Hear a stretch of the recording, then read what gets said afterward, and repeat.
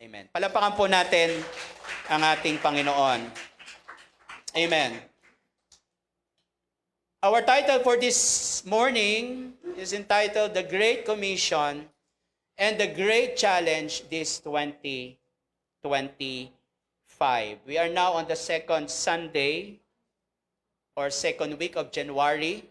At para sa kaalaman po ng lahat, tuloy-tuloy pa rin po tayo sa ating preaching team about the Great Commission. So, are you ready? Sino po ba rito ang excited ngayong umagang ito? Parang kulang tayo sa drive. Sino po ba ang excited ngayong umagang ito? Praise the Lord.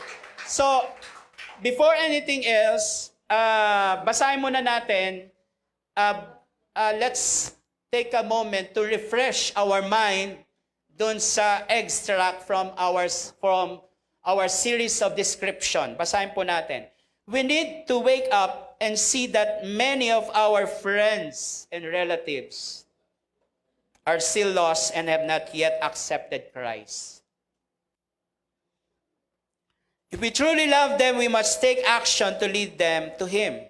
It's our responsibility to share the message of salvation, encourage them to become followers of Jesus, guiding them on their spiritual journey so they can experience the hope and transformation that comes from knowing Him. Let's continue. Jesus entrusted His church with the Great Commission, which consists of three main parts: making disciples by encouraging people to repent and follow Him, baptizing those who choose to become disciples as a symbol of their transformation from an old life to a new life in Christ, and teaching these disciples to obey His commands, highlighting the importance of living in accordance with His teaching.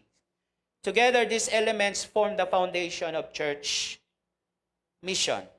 People need to hear the gospel and be discipled.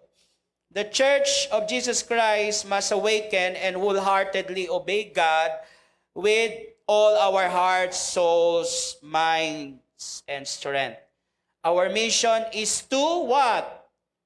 Our mission is to share the gospel to the unsaved and lead them to Christ, produce followers of Jesus in order to serve using their gifts, all for the glory of God. Sa pagbubukas po natin ng bagong taon or ng taong itong 2025, naniniwala po ako at tayong lahat na meron pong malaking hamon na nasa ating harapan. And sad to say, hanggang sa mga panahon na ito, marami pong mananampalataya are not prioritizing the mission because of, balikan natin, problematic lives. Marami sa atin hanggang ngayon hindi pa makalaya sa maraming problema niya sa buhay. Individualistic lives, wrong belief, perspective, giving more importance to the temporary rather than the eternal. And my last message or my last preaching, idinagdag ko po yung no commitment at all. And I added today, because of ignorance or ignorant or unaware of the Great Commission. According kay sa isang Barna survey, sinasabi nga po na there are 51% of church-goers today believe on the Great Commission. Okay? Naniniwala. 51% ang naniniwala. And 25% or the remaining still ignorant or unaware. Hindi nila alam itong Great Commission na ito. And now, why great challenge? Bakit may malaking hamon sa atin ang salita ng Diyos? Because there is a great disconnect. May malaking gap, mga kapatid, exists today. Even sa mga leaders, sa mga pastors, the members, the leaders, and the pastors of the church. Kaya ngayong umagang ito, we need to be challenged. Kailangang i-push natin yung sarili natin ngayong araw nito. Hindi po natin kailangan maging complacent. Hindi po natin kailangan magpatulog-tulog o di kaya ay maging hayaay yung buhay natin. There is an urgency. Madaling-madali na lang po ang panahon natin ngayon. Amen? Bumibilang nga po tayo. Unang pasok pa lamang ng taon, binibilang na natin na meron tayong 365, di ba? Ngayon, bumaba na tayo, nasa 353 something, di ba? At hindi natin namamalayan, we are on the middle of the year. Napakabilis na po ng panahon ngayon. Amen? Now, basahin po natin yung text ngayong umagang ito. And itong passage for today is very interesting. Dito natin makikita na marami palang tayong dapat na malaman when it comes of challenging ourselves. At tingnan po natin. Let's read. Pagkatapos nila pumili pa ang Panginoon ng 72, sila ay isinugo niya ng dala-dalawa sa bawat bayan at pook na pupuntahan niya. Sinabi niya sa kanila, napakarami ng aanihin, ngunit kakaunti ang mag-aani. Idalangin ninyo sa may-ari ng aanihin na magpadala siya ng mga mag-aani. Humayo kayo, isinusugo kayong parang mga tupa sa gitna ng mga asong gubat. Huwag kayong magdala ng lalagyan ng pera, balutan o sandalyas. Huwag na kayong tumigil upang bumati kaninuman sa daan. Pagpasok ninyo sa alinmang bahay, sabihin muna ninyo, maghari nawa ang kapayapaan sa bahay na ito. Kung maibigin sa kapayapaan ang nakatira roon, tatanggapin nila ang kapayapaan ninyo. Ngunit kung hindi, babalik sa inyo ang inyong pagbasbas. Makituloy kayo sa bahay na iyon at huwag kayong magpapalipat-lipat ng tinutuluyan. Kainin ninyo at inumin ang anumang ihain sa inyo sapagkat ang manggagawa ay karapat-dapat tumanggap ng sahod. Pagpasok ninyo sa isang bayan at tinanggap kayo, kainin ninyo ang anumang ihain sa inyo.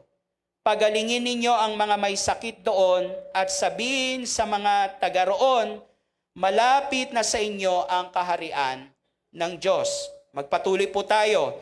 Ngunit pagpasok ninyo sa isang bayan at hindi kayo tinanggap, pumunta kayo sa mga lansangan nila at sabihin, pati ang alikabok ng inyong bayan na dumikit sa aming mga paa ay inaalis namin bilang babala sa inyo. Ngunit pakatandaan ninyo, malapit na ang kaharian ng Diyos. Sinasabi ko sa inyo, mas kahabagan pa ang mga taga Sodoma kaysa bayang iyon sa araw ng paghuhukom. Kawawa kayo mga taga Corazin, kawawa kayo mga taga Bethsaida, sapagkat kung sa Tiro at Sidon ginawa ang mga himalang ginawa sa inyo, matagal na sanang nagdamit ng sako at naupo sa ubo ang mga taga roon bilang tanda ng kanilang pagsisisi.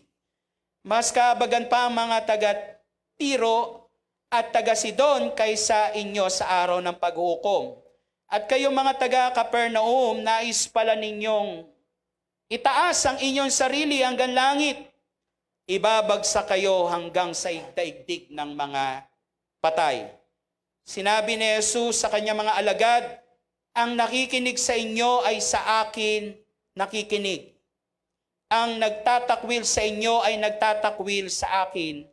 At ang nagtatakwil sa akin ay nagtatakwil sa nagsugo sa akin. Masayang-masayang bumalik ang 72, iniulat nila, Panginoon, kahit po ang mga demonyo ay napapasunod namin dahil sa kapangyarihan ng inyong pangalan. Sinabi sa kanila ni Jesus, nakita kong parang kidlat na nahulog si Satanas mula sa langit. Binigyan ko kayo ng kapangyarihang apakan ng mga ahas at mga alakdan at daigin ang lahat ng kapangyarihan ng kaaway at walang makakapanakit sa inyo. Ngunit magalak kayo hindi dahil sa napapasunod ninyo ang masasamang espiritu, kundi dahil nakatala sa langit ang inyong mga pangalan. Nang oras ding iyon, si Jesus ay napuspos ng kagalakan sa pamamagitan ng Espiritu Santo. Sinabi niya, salamat sa iyo, Ama, Panginoon ng langit at lupa, sapagkat inilim mo sa marurunong at matatalino ang mga bagay na ito. Ngunit inihag mo sa mga walang muwang. O Ama, sapagkat ganoon ang nais mong mangyari. Ibinigay sa akin ng aking Ama ang lahat ng bagay. Walang nakakakilala sa anak kundi ang Ama, at wala namang nakakakilala sa Ama kundi ang anak at ang mga taong minarapat ng anak na makakilala sa Ama.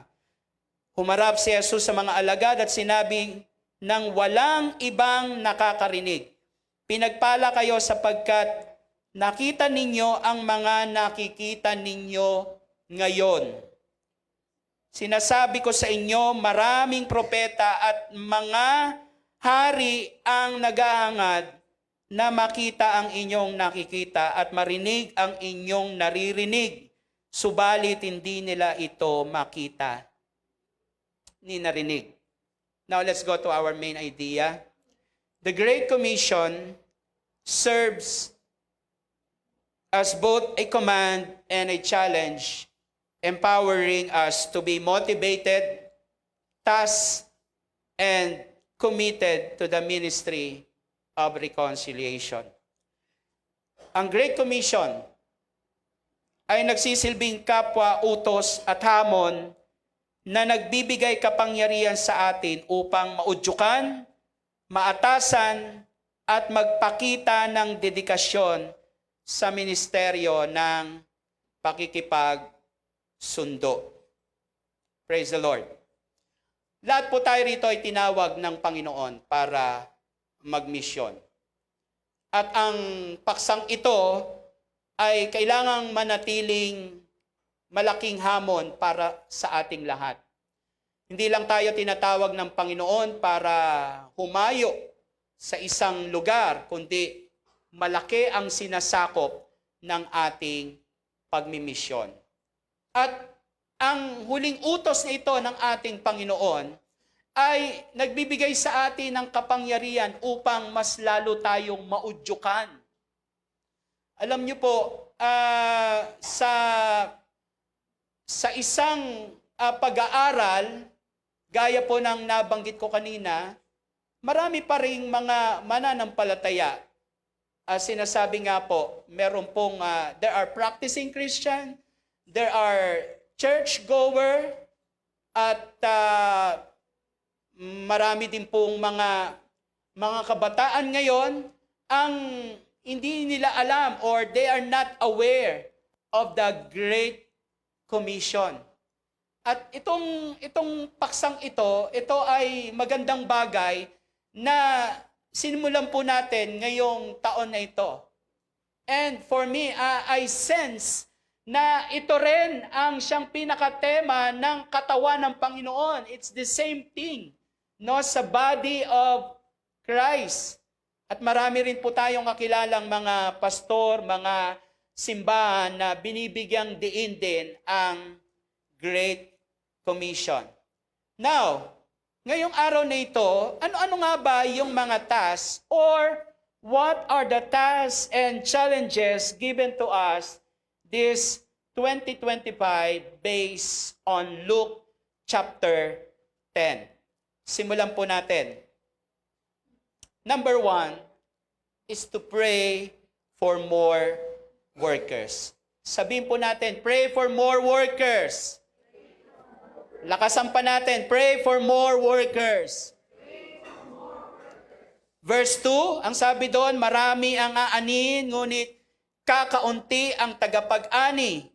Kaya idalangin ninyo sa Panginoon na siyang may-ari ng anihin na magpadala siya ng mga tagapag-ani. The first challenge, mga kapatid, hamon sa atin ngayong taon na ito ay manalangin po tayo na sa may-ari ng aanin na magpadala siya ng mga tagapag-ani. Now the question is, why should we pray for more workers? Or why should we pray for the harvest? Unang-una po, we need to pray because we have been commanded to do so.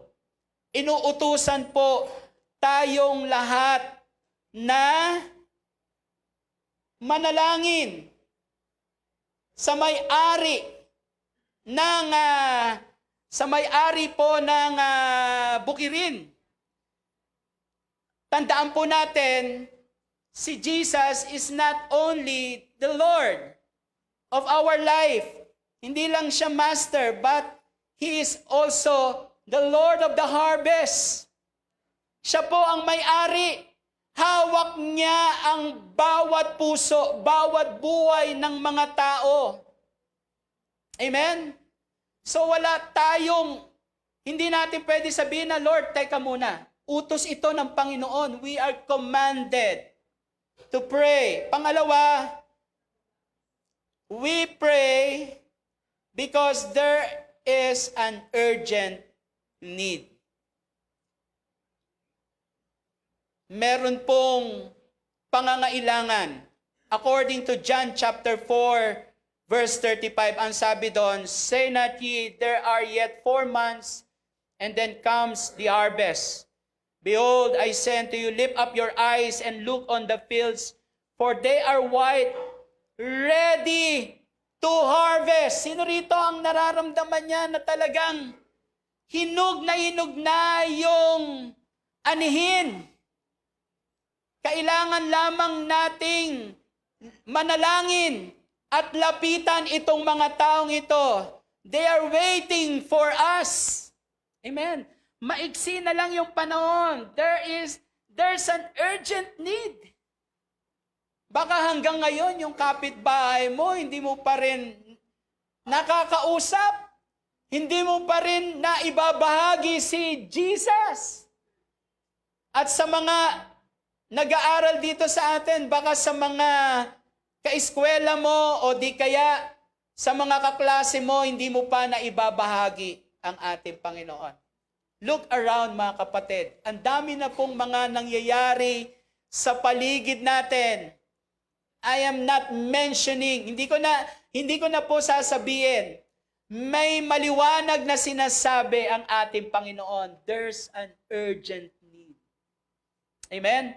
Pangatlo, our prayer. When you pray, and when I pray, will open the door for the gospel. Ang sabi ni Paul sa Colossians chapter 4, verse 3 and 4, idalangin ninyo sa Diyos na bigyan kami ng pagkakataon na maipangaral ang kanyang salita at maipahayag ang hiwaga ni Kristo. Ang sanhi ng pagkabilanggo ko ngayon, ipanalangin din niyong maipahayag ko ito ng buong linaw gaya ng nararapat. So, why should we pray for the harvest? Because our prayer will open the door for the gospel. Alam po ninyo, kamakailan lamang, bigla na lamang akong ginulat ng isang text message, no? At ang sabi doon, praise the Lord! Salamat sa buhay mo, Pastor Romel. Natagpuan namin kayo. Alam ninyo, sa totoo lang, nag-iisip ako, sino kaya itong taong ito? Biruin mo, natagpuan ako. Matagal na pala nila akong hinahanap. Way back, Hindi pa ho, Eljor, alam niyo naman, Take the Nation for Jesus, way back Sampaloc days, Manila days. Naalala ko na, sila pala yung mga bina-Bible studyan ko, not in the village, but in the village. Nasa gilid sila, no? Sila yung pinupuntahan ko noon, linggo-linggo, yung bahay nila na siguro kulang na lamang na kapag tumalong ka, mararapture ka, hindi pataas, pababa. Okay? And then, ang sabi sa akin, Pastor, gusto namin kayong mamit. So, to make the story short, nag-usap kami, nagtagpo kami. Last week lamang, ang sabi nila, pupunta daw sila dito sa Cubao kasi they are from the Better Living Parañaque. Pero itong couple na ito, mga kapatid, alam niyo kung saan na sila nakatira? Sa Dublin, Ireland.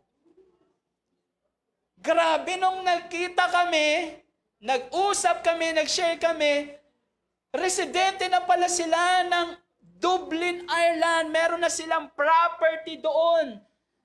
At nakakatuwa kasi yung mga anak nila, bago ako umalis sa kanila, bago kami nagkaiwalay, yung anak nila, kung matatanda ko, 1 taon pa lang yung bunso.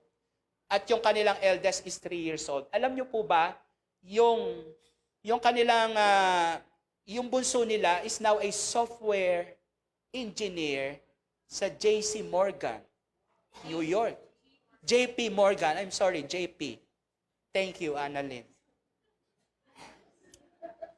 JC, that is Jesus Christ.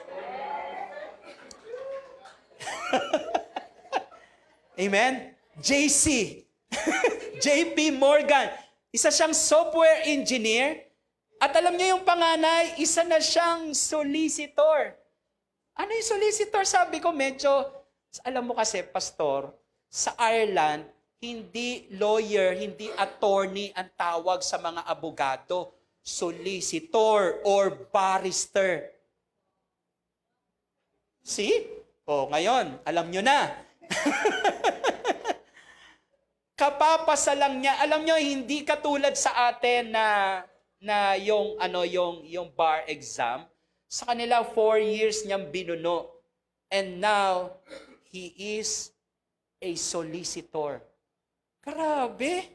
Sabi ko, nung nag-meet kami, nakakatuwa kasi, imagine,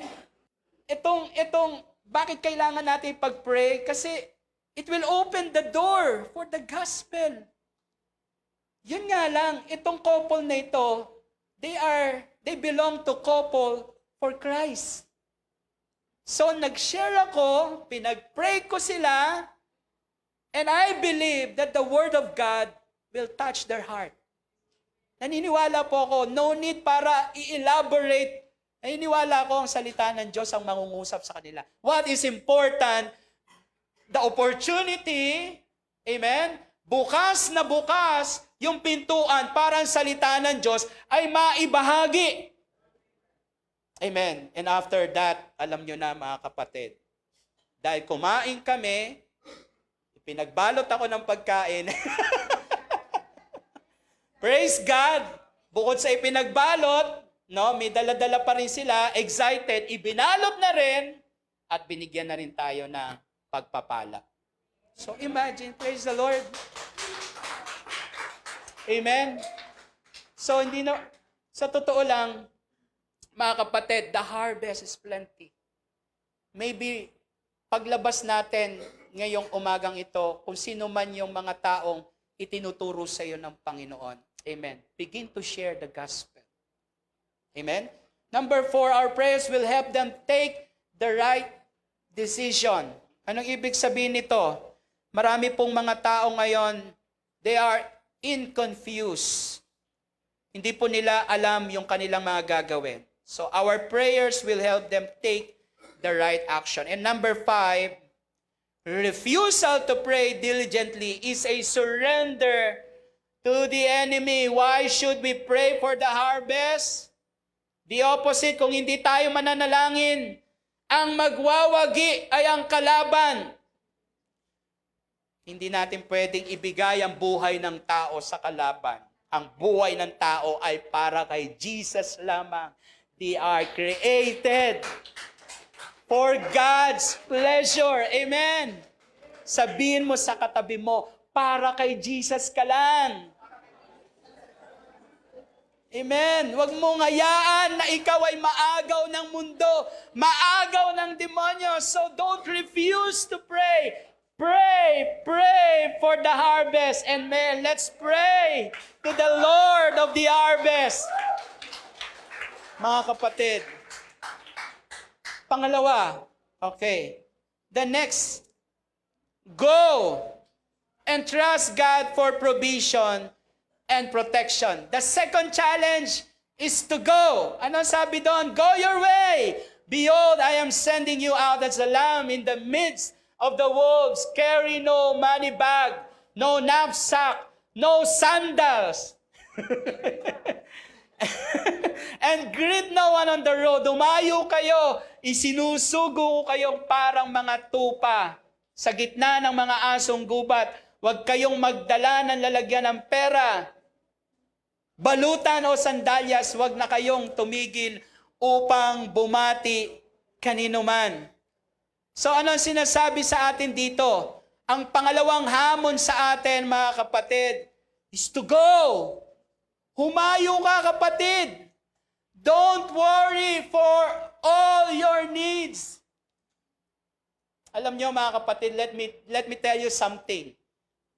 Please, gusto po namin maging honest sa inyo. Kaming mga manggagawa ng Panginoon, we are not receiving, mga kapatid, yung tinatawag na basic salary ng mundo. Don't ever think na tinatanggap namin kung ano yung nagtatrabaho sa mundo, ganun din yung tinatanggap namin. Mga kapatid, we are receiving a gift. Tumatanggap kami by faith. Amen? We are not worrying kung ano man yung ibigay sa amin. What is in our mind, kung ano yung nasa puso namin, is to go. Amen? Is to go, humayo. Pero sa paghayo, now, tingnan po ninyo to. Sa paghayo, ang pangako ng Panginoon, He will protect us. He will provide us. Huwag mong alalahanin kung ikaw ay may pagkain. Huwag mong alalahanin kung yung mga iba-ibang bagay sa buhay mo. Because God will provide everything you need to accomplish His purposes. Amen. Pero sinasabi po dito that in the harvest, mga kapatid, sabi niya, He is sending us as a lamb among wolves. Isinusugo tayong parang tupa sa gitna ng mga asong gubat. And alam naman po natin that wolves are a predator animal na ayaw ng mga magsasaka. So when wolves are hungry, they will seek farm animals for food. And the lamb, sabi nga po, lamb are one of the easiest animal for a wolf to prey upon. Hindi po sila lumalaban. Malapit na yung asong gubat, kakagatin na sila, hindi pa sila tatakbo. Okay? Hahayaan na lang nila yung kanilang sarili na malapa at makain.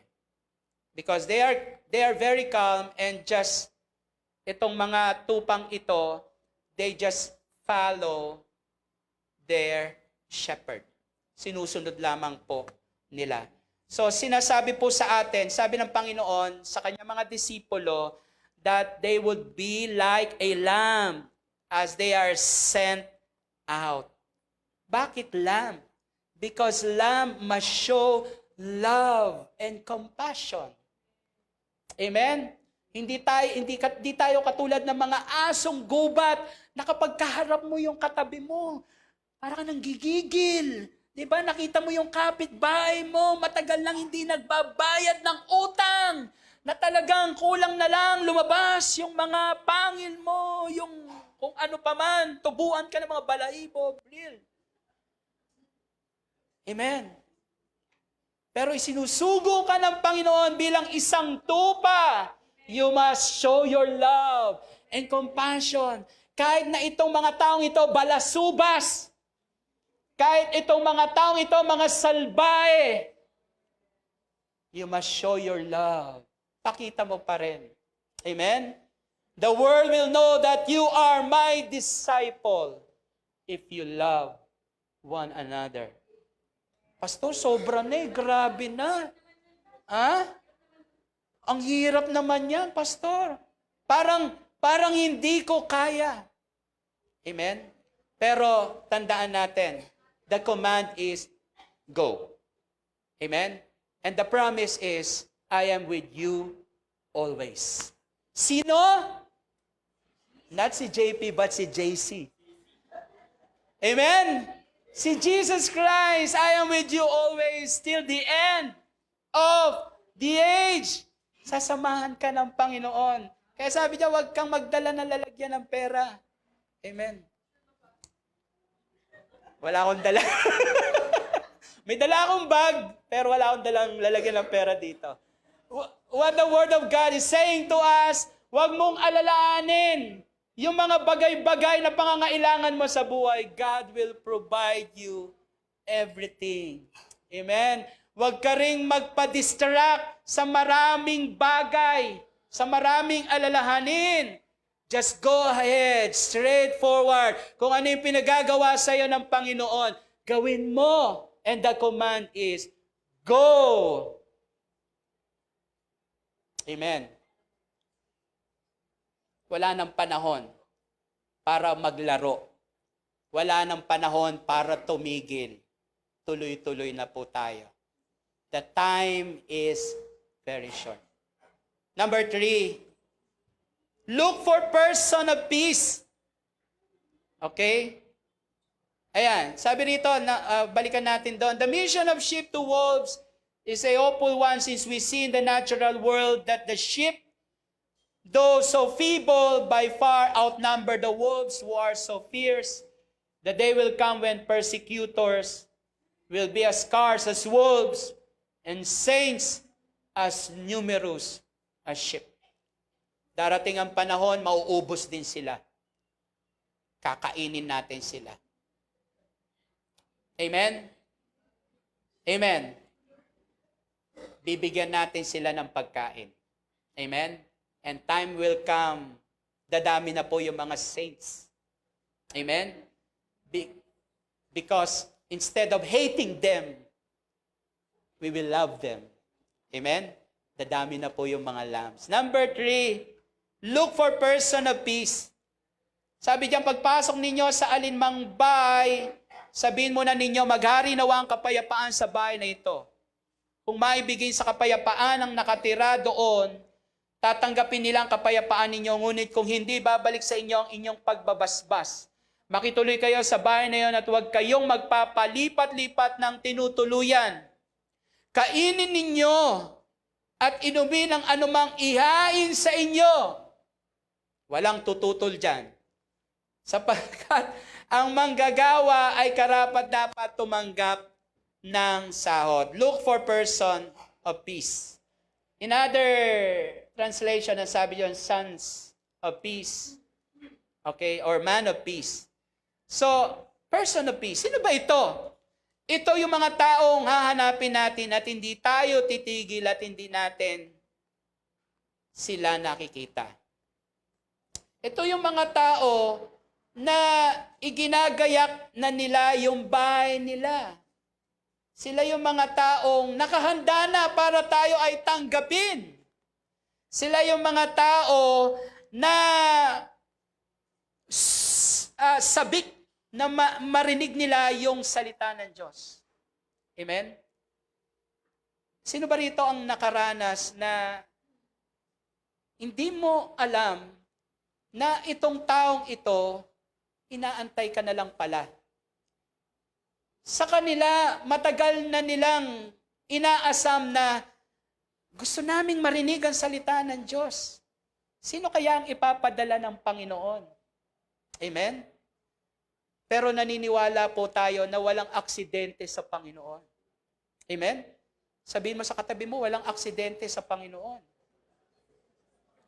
So kung sino man yung mga taong makakausap mo para ibahagi ang salita ng Diyos, two things. It's either they will receive you or they will reject you. Pero ano man ang mangyari, sa pagpasok mo, lagi mong sasabihin, peace to this house. Shalom. Amen? So, sa pagpasok mo, o sino man yung taong makakausap mo, just always say, always speak the word, Shalom. Anong ibig sabihin nun? Maghari nawa sa iyo ang kapayapaan ng Panginoon. Ang kapayapaan ng Panginoon is not only an absence of war, but it means the presence of God. When you are saying, peace be upon you, you are saying, the presence of God be upon this house. Amen? Yung presensya ng Diyos. Kaya pagkaharap mo, kausap mo kung sino pa man, Shalom. Amen? Don't forget the word Shalom. Kung kahit na itong mga taong ito, mga first time mo palang nakilala para ibahagi yung salita ng Diyos. Kung hindi man nila alam yung salitang Shalom, sabihin mo, kapayapaan para sa tahanang ito. Amen. And the Lord, ibibigay ni Lord, yung tao, the person of peace, igagayak niya, ihanda niya yung kanilang tahanan, papapasukin ka, Seb, at ipaghahanda ka niya. Ipaglalatag ka niya ng lechon belly. Ha? Leche plan. Lahat ng Ganun na nga. Praise the Lord. Lebanos. No, kidding aside, ganon ang Panginoon. Hindi niya pababayaan ang kanyang mga manggagawa. Amen. Kaya, kung ikaw man ay hainan, kainin mo. Huwag mong palampasin sapagkat ito ay blessing ng Panginoon. Amen? Nakakatuwa mga kapatid. Just konting insert lang. Sa bahay natulog itong mga to. Okay? Praise the Lord. It's our honor na kayo ay makatulog sa bahay. Si EJ, Joanne, Mariel, and Mirnard. Sabi ko nga kay Gab, ba't wala si Janel? Wala si Gab. Si Gab kasi sumusunod lang ito kapag dala-dala ko yung sasakyan eh. Pero alam niyo mga kapatid, they are very much welcome. Kung gusto niyo pumunta sa bahay, matulog, magsiksikan doon, praise the Lord, ang saya. Amen? Ha? Subukan mo, Annalyn. Amen? Ang tagal mo nang gustong pumunta. Naunahan ka na ni Pastor Jean. Naunahan ka na. Si Pastor Jean nakarating na. Soon, sige. Okay, wag lang buong church. Anyway, kung buong church, sige lang. Okay? Pila-pila lang. Amen. So, you are welcome mga kapatid. Ang sarap. Amen. At again, always speak the blessing of God. Always speak the word Shalom. Amen. So this year mga kapatid, don't forget to speak that word. Amen. Hindi lang ito ordinary word. Ito ay greeting sa Jerusalem, sa Israel. Every time na nagmi-meet yung mga tao doon, Shalom! Amen! Peace be upon you! Amen! Praise the Lord! Palapakan natin ang ating Panginoon. The next is, declare and demonstrate the good news of the kingdom. So whenever you enter a town and they receive you, eat what is set before you. Heal the sick in it and say to them, the kingdom of God has come near you. Pagpasok ninyo sa isang bayan na tinanggap kayo, kainin niyo ang anumang ihain sa inyo pagalingin ang mga may sakit doon at sabihin sa mga taga roon, malapit na sa inyo ang paghahari ng Diyos. The next challenge for us, mga kapatid, is to declare and demonstrate the good news of the kingdom. We declare. May dala po tayong, ano dala-dala natin? Mabuting balita. At ang mabuting balita is the gospel of peace. Amen. We declare. Not only we declare, ang sabi doon, we demonstrate. Ipinapakita natin sa tao na totoo ang Diyos na tinanggap natin na bumabago ng buhay ng tao once a person received Jesus as his Lord and personal Savior. Amen. So we do not declare, we demonstrate. Kung nakita natin yung tao may sakit, let's pray for them. Amen. Ipanalangin natin. Kung may pangangailangan, why not? Kung kaya mo naman, tulungan mo. Amen. Kung walang pamasahe, pero gusto niya magsimba, isama mo siya dito. Amen. Huwag mo lang sabihin, oy, God bless you, kapatid. Nakakaawa ka naman. Isang beses ka na lang kumakain. Pagpalain ka ni Lord. Anong mabuti ang idinudulot ko? Sasabihin mo lang ang pagpapala. Kung hindi mo naman ginagawa at may kakayanan ka naman para pagpalain yung kapatid mo. Amen. So demonstrate. Ipakita mo. May kakayanan ka. Amen. Sabihin mo, the kingdom of God has come near you. So the challenge is, ang salita ng Diyos, ipakita natin na ito ay isang maganda at mabuting balita. Hindi tayo darating sa kanila na boring. Amen. Hindi tayo darating sa kanila na para bang tsismisan lang ang dating. Darating tayo sa kanila, meron kang magandang, daladalang magandang balita.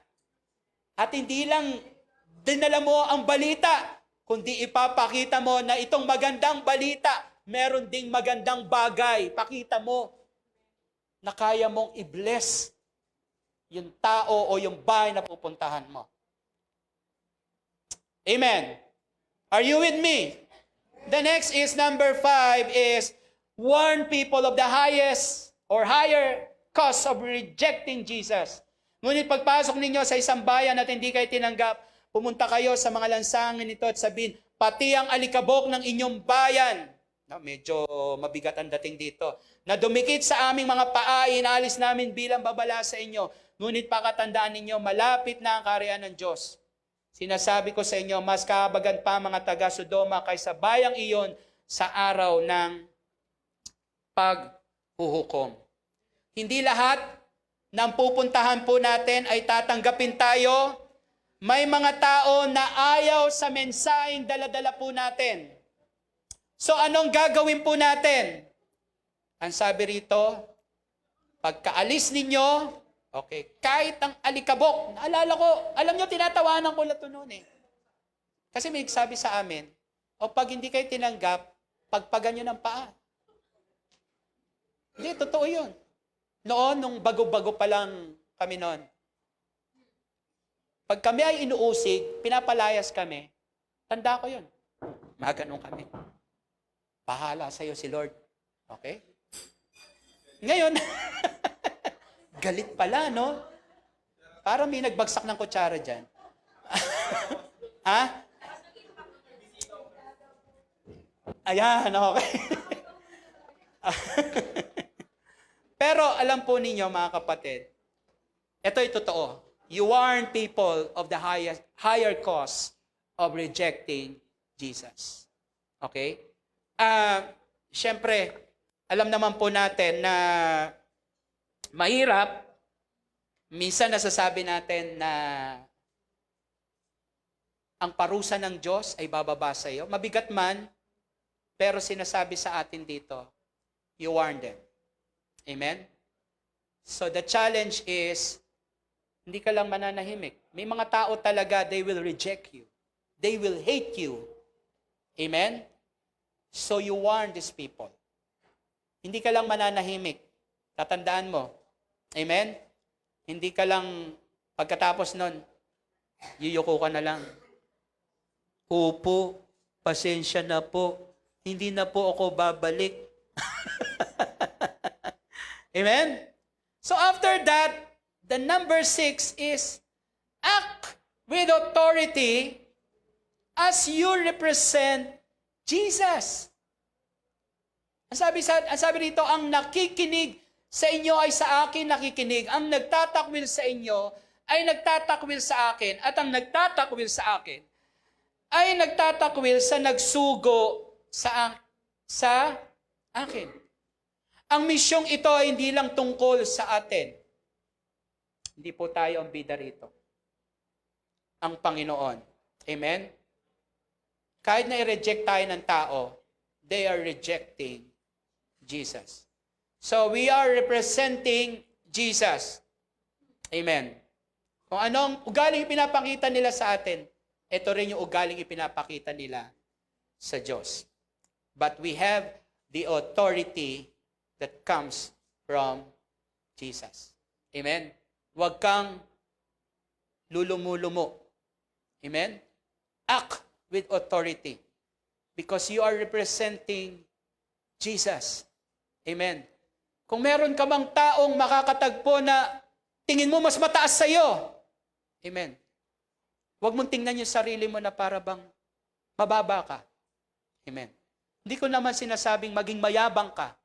Sino ka? Amen? But you act. You are representing kahit sino man tao na yan. Amen? Sino man yung kaharap mo, may-ari man yan ng San Miguel, may-ari man yan ng Ayala, may-ari ng mga malalaking property. Huwag kang matakot. You are representing the King of Kings and the Lord of Lords. You are representing Jesus, the honor of the universe. Amen? Are you with me, mga kapatid? Kasi once na na-born again itong mga taong ito, Annalyn, baka sabihin sa inyo, wala pala kayong venue, di gamitin ninyo yung buong building dyan sa kanto na yan. Amen? Amen? Kasi nakita nila, naramdaman nila yung kapangyarihan ng Panginoon, naramdaman nila na buhay ang Diyos. Amen? Nothing is impossible, Daddy. Walang imposible sa Panginoon. Amen. As we keep on representing Jesus. Amen. Nandito tayo, we are the salt and light of this world. And lastly, rejoice and thank God for His grace. Ngunit magalak kayo hindi dahil sa napapasunod ninyo ang masamang espiritu, kundi dahil nakatala sa langit ang inyong mga pangalan. Amen. So hindi dahil napalayas mo yung mga demonyo sa lugar ninyo. Okay. You rejoice sapagkat nakatala yung pangalan mo sa langit. Amen. Let's thank God for His grace. Amen. Alam niyo, this year is a very exciting year for us. Excited ba tayo? Parang hindi ko nararamdaman yung excitement. Excited ba tayo for this year? Though, hindi natin alam kung ano ang mangyayari, wala tayong kaalam-alam mga kapatid. Though, some of us, para bang nakakakaba naman, Lord, para nakakatakot. Pero on the other side, talagang hindi mo dapat alisin sa sarili mo that the favor of God, the blessing of God is keeping on increasing. Alam niyo yung grace ng Panginoon, yung biyaya ng Diyos, lalong lumalawak. Amen. Hindi sa pinalalawak natin. Amen.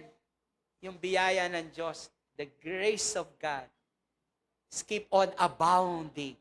Kahit may testing, kahit may trials, the grace of God still there. Amen? Personally, marami din ako mga ganap sa buhay. Sa church, sa family, but gusto kong sabihin sa inyo lahat, I am telling you this. Nagpapasalamat pa rin ako sa Panginoon. I keep on thanking God for His grace. Kasi kung wala si Lord, wala na ako ngayon. Amen. But this year, nakatayo po tayo, not on our own, nakatayo tayo sa biyaya ng Panginoon. Amen. So let me close with this conclusion. Seeing how God works in fulfilling His mission through us brings great joy. Posible ito sa pamagitan ng Espiritong nasa atin. Being on mission with God is not a burden. It's a challenge. It's a joy. It brings great joy. Amen? So let me challenge you this year, 2025. Amen? Be on mission with God. Kung may mission ng church, go! Amen? Huwag mong, pastor, parang magpo-full time na yata ako niyan. Huwag mong isipin yung ganon. Amen? Okay? Huwag mong isipin yung ganon. Don't be on negative. When the church jump on mission, sumama ka kapatid. And praise the Lord, the church initiates our Genesis Mission Academy. Praise the Lord and thank God for those students na sumama sa Genesis Mission. Amen? Kung hindi man kayo nakasama, may mission pa rin ng church. Tuloy-tuloy pa rin. Amen? Sabihin mo sa pastor o sabihin mo kung sino man yung sumama, count on me. Ibilang mo ako dyan. Sasama ako. Sa Sambuanga, sasama ako. Amen? So tuloy-tuloy tayo sa mission ng ating Panginoon. Palakpakan natin ang ating Panginoon. Amen? Praise the Lord. Let's all stand up, mga kapatid. Tayo manalangin. Panginoon, maraming salamat po sa